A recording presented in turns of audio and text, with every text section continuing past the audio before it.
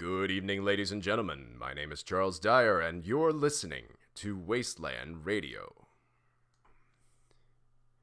In my previous broadcast, I made mention of events in DC. After some study, I'm finally prepared to discuss my findings.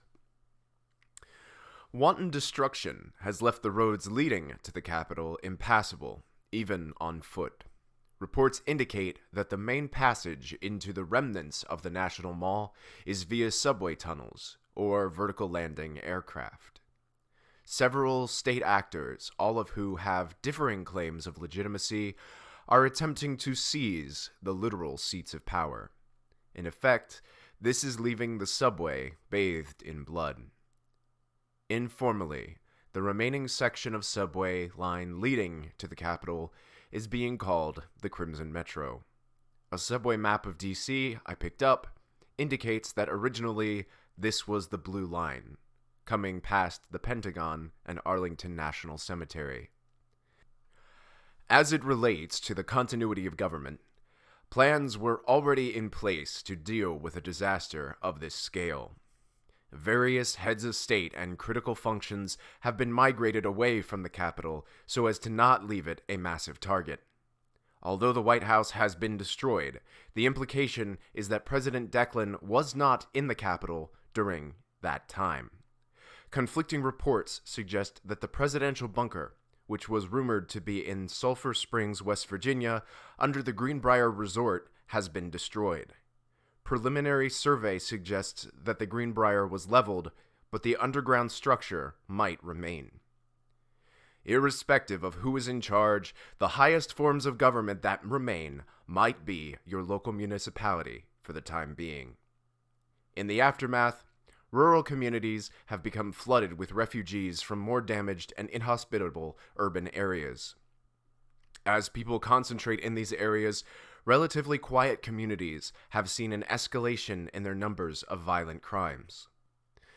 Given that police and other first responders are fundamentally required to leave their municipalities and move to help others, some police, fire, and ambulance companies have opted to spray paint over seals and identifying marks of their vehicles so as to not broadcast what areas are less severely damaged. In some cases, this has been used by crooked cops to overstep their jurisdictional boundaries. And, since most people won't know exactly what their local officer uniform and service vehicle look like, there's also been a few scattered reports of individuals pretending to be officers. Should you be in a position that an officer attempts to pull you over, my primary advice would be to call the emergency department and confirm they have an officer behind you. But with all that is happening, I wouldn't be surprised if the cell towers don't have power or reception is spotty. As such, the alternative is to not stop the car when you are alone and keep driving until you see civilization. Of course, this whole situation leads to a slight loss of accountability among the police force, and varying reports have already seen certain police officers abusing power to seize resources from the public that they believe were looted or otherwise ill-gotten gains. The worst part about this is that it's not falling under asset forfeiture laws, wherein you have to prove to the state that you rightfully own what you have. For some, the claim is this seizure of goods is falling under the ERSI Executive Order of 2012, or the Emergency Resource Seizure Initiative, albeit a bastardization of the order. In short, the government has the ability to seize any resource, technology, or manpower and apply it to the factories that are conscripted under the Defense Production Act. In total, this should only apply to the federal government. Someone claiming to be police shouldn't be able to take your supplies, or by extension drag you off to some factory to start work. However, with the president missing, it's unclear who precisely has the authority to initiate ERSI and the Defense Production Act. At the very least, we can confirm the Secretary of State is still alive.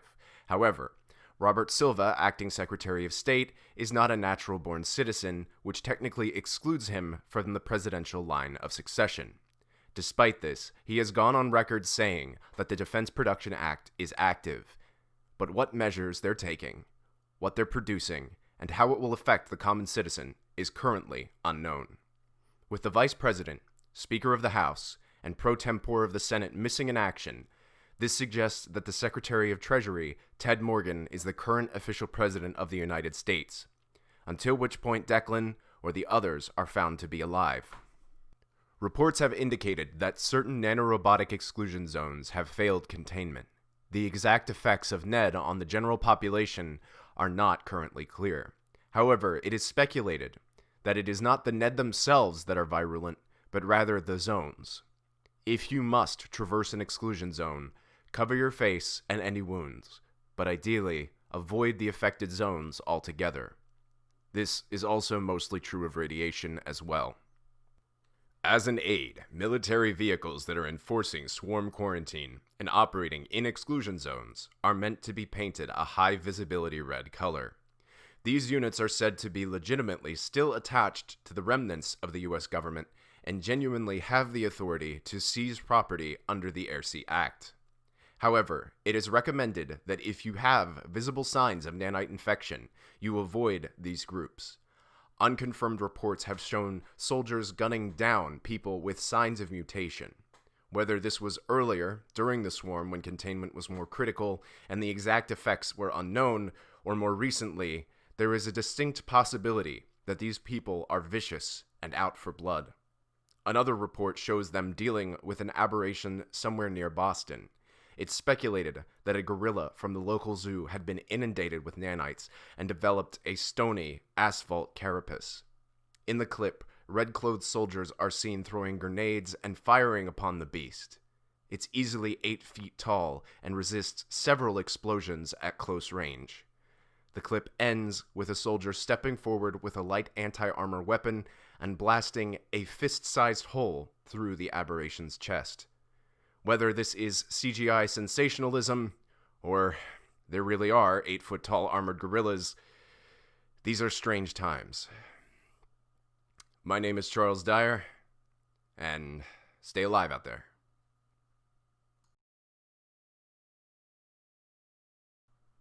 Thank you so much for listening to this week's episode of Wasteland Radio. I genuinely hope you enjoyed it.